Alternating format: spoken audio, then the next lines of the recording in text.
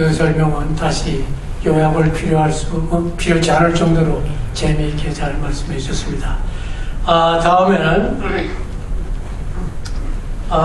이동선 우리 고려대학 교수님께서 이 FTA와 한미 동맹 관계에 어떤 관계가 있느냐에 대해서 발표해 주시겠습니다.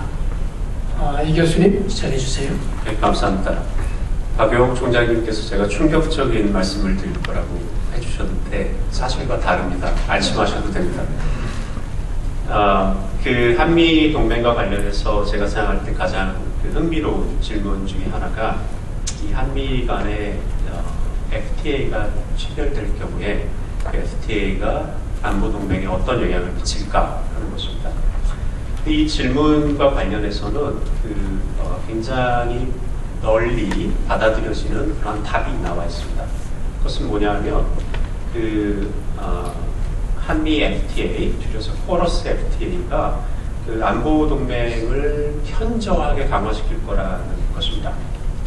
앞서 오공단 박사님께서 말씀해 주신 것처럼 안보 동맹이 한동안 그 쇠퇴의 기미를 보였는데 이러한 한미 동맹을 구원자일 것이다 라고 생각을 하는 겁니다. 이것은 단지 보수 진영 인사들 뿐 아니라 사실은 진보 진영에 계시는 분들도 마찬가지고 제가 지금까지 대화를 나눴던 거의 모든 분들이 이렇게 생각하고 있습니다. 그 논리는 뭐냐 하면은 통상관계, 한미 통상관계가 강화될 경우 한국과 미국 간의 그 common interest, 공동의 이익이 확장되고 또 심화되면서 결국은 이 안보 협력을 강화할 유인이 생기지 않을까 하는 것입니다. 그래서 사실은 퍼블릭 디스코스를 봐도 그렇고 그리고 정부가 그 FTA를 왜 추진해야 되는가라는 것을 정당화하는 문건을 봐서도 이 주장이 꼭 나와 있습니다. 근데 이 통념이 이렇게 널리 받아들여지는데 제가 좀 찾아낸 충격적인 사실이 뭐냐면은 그다지 여기에 대해서 깊이 있는 연구가 되지 않았다는 겁니다. 제가 쓴 글이 제가 알고 있는 가장 긴 글입니다. 이 주제에 관해서. 상당히 중요한 문제인데 왜 이렇게 연구가 안 돼 있을까? 명시적으로 한미 FTA의 동맹에 관한 영향을 다뤄준 글도 굉장히 드물 뿐더러 또 어떻게 보면 구체적인 경험적인 증거라든지 그 다음에 이론적인 연구를 통해서 이 통념이 맞는가 틀리는가를 꼼꼼히 따져준 글이 없었습니다. 물론 소수는 있긴 있었지만 그게 만족할 만한 수준은 아니었습니다. 저는 상당히 그게 위험하다고 생각을 했습니다. 만약에 이게 우리가 그 한미 FTA가 동맹에 미치는 영향에 대해서 약간 오해를 하고 있다면 우리가 잘못된 정책을 선택할 수도 있고 그것이 우리 양국에게 큰 피해를 가져다 줄 수 있는데 왜 이것을 학자들이 오랫동안 간과해 왔을까 하는 그런 걱정을 해봤습니다. 그래서 이러한 부족한 연구를 제가 미약 하나 한번 채워보려기로 결심했습니다. 제가 두 가지를 했습니다. 하나는 뭐냐면은 논리적인 분석을 경험적인 분석을 해봤습니다. 그러니까 제가 미국의 한국과의 동맹뿐 아니라 미국이 일본, 오스트레일리아, 대만 그리고 필리핀과 맺고 있는 동맹의 역사, 지난 한 25년간의 역사를 한번 봤습니다. 저의 관심사는 뭐냐면은 그 동맹 내에서 이 양국 간의 미국과 이 아시아 동맹국들 간의 통상관계가 이들 간의 동맹에 어떤 영향을 미쳐왔는가를 한번 경험적으로 분석해보고자 합니다. 그리고 논리적인 분석도 아울러서 한번 시도해봤습니다. 제가 한 것은 뭐냐면은 이 국제 통상과 그리고 동맹의 결속력에 관해서 여러 학자들이 다년간에 걸쳐서 해놓은 연구를 심층적으로 한번 리뷰를 해봤습니다. 그리고 거기서 관련된 중요한 인사이트를 끌어다가 이 한미동맹에 한번 적용시켜보려고 해봤습니다.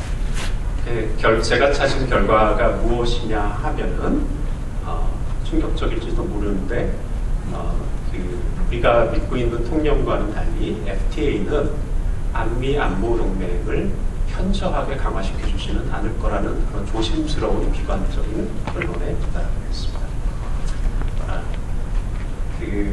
그러면 먼저 제가 논리적인 제 분석 결과, 논리적 분석의 결과를 잠깐 소개를 해드리겠습니다. 제가 여러 이론적인 연구들을 이제 리뷰를 하면서 한 4가지 정도 이유를 찾아냈습니다. 어떤 이유냐면 물론 이제 한미 FTA가 동맹을 현저하게 강화해 줄 것이라고 기대하기는 어렵다라고 생각하는 이유 몇 가지를 찾아냈습니다. 그 첫 번째 이유는 뭐냐면은 우리가 국제정치학자들이 해놓은 연구를 보면은 몇몇 연구, 중요한 연구들은 경제적인 관계가 동맹에 아주 긍정적인 혹은 중요한 영향을 미친다라는 연구가 있기는 있습니다. 이제 이 연구들의 주장을 제가 잠깐 종합을 하면 어떤 것이 있냐면은 동맹국 간의 경제적인 상호 의존도가 높아질수록 그들 간의 경제 혹은 투자 관계에 생길 수 있는 인터럽션, 그러니까 약간 지장이 초래될 경우에 양 동맹국이 경제적으로 타격을 입게 됩니다. 그렇기 때문에 서로 두 국가가 안보 협력을 제대로 하지 못해서 경제적인 코스트를 지불하지 않기 위해서 굉장히 조심하고 협력을 강화할 요인이 생기는 것입니다. 또 하나 이야기는 어떤 이야기들이 있었냐면은 경제적인 유대 관계가 두 동맹국 간에 강화되게 되면은 이 두 국가들 내에 있는 이 경제적인 관계가 강화됨에 따라서 경제적인 이득을 보는 집단들이 정부를 상대로 로비를 펼치게 됩니다. 어떤 로비를 펼치게 되냐면 이 안보라든지 정치적인 영역에서의 협력이 제대로 안 될 경우에 경제적인 타격을 이 집단들이 입을 수 있기 때문에 될 수 있으면 안보적인 차원에서 긴밀한 협력이 이루어지도록 하기 위해서 부단한 노력을 하게 됩니다. 결과는 무엇이냐 하면은 역시 이제 동맹의 결속력이 증가된다는 거죠. 근데 이 정도 논리만 국내에 소개가 됐습니다. 근데 문제는 뭐냐면은 다른 일단의 학자들은 이 의견에 동의하지 않는다는 겁니다.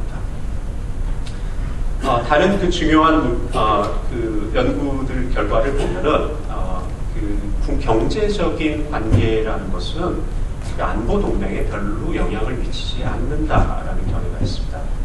특히 현실주의 학자들의 경우에는 이 동맹을 하는 것은 기본적으로 안보를 달성하기 위해서 국가들이 군사적인 수단을 서로 모으는 것을 말하는데 그렇기 때문에 이 경제적인 상호 관계라든지 상호작용 이런 것들은 사실은 그 안보를 중심으로 하는 동맹 정치에 그다지 영향을 미치지 않는다는 겁니다.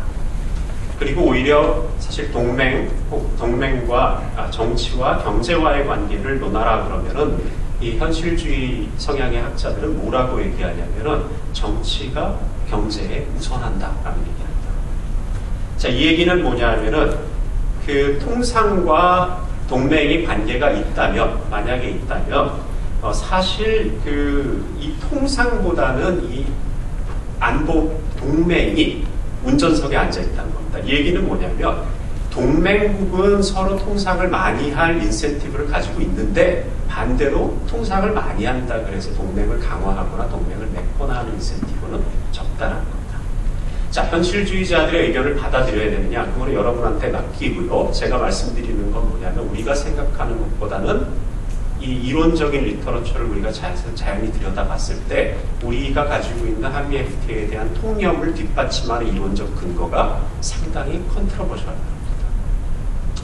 자, 그러면은 잠깐 현실주의자가 틀리고 앞서 말한 동맹의 경제적인 관계가 상당히 중요한 영향을 미친다라고 주장하는 사람들의 주장을 일단 받아들여 봅시다. 우리가 한번 그렇게 어슴을 하고 이야기를 한번 하겠습니다.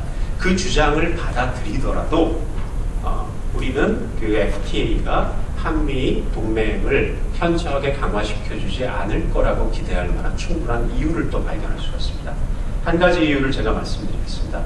한미 FTA는 한국과 미국 경제 간의 상호 의존도를 현저하게 증가시켜주지 못합니다. 이 이유는 뭐냐 하면은 한미 FTA를 맺으면은 투자도 늘어나고 상호 투자도 늘어나고 상호 무역 양도 늘어나겠지만은 문제는 뭐냐 하면은 여기서 얻을 수 있는 양국이 얻을 수 있는 경제적인 이득이 이들의 총 경제 생산에 비해서 굉장히 미미한 부분에 불과하다는 겁니다. 제가